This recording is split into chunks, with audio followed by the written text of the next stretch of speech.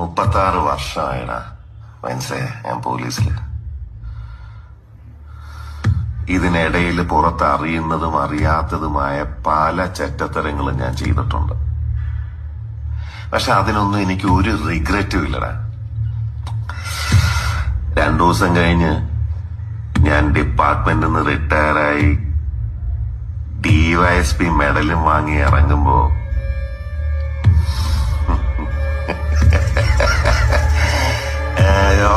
പഴയ George sir തന്നെയാണ്. നീ ആരെയാണ് ഈ പേടിപ്പിക്കുന്നേ? എന്നെ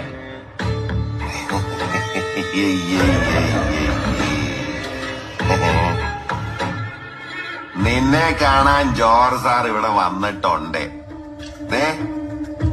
നിന്റെ മുമ്പില് ജോർജ് സാർ ഇങ്ങനെ നിൽക്കുന്നുണ്ടേലേ നീ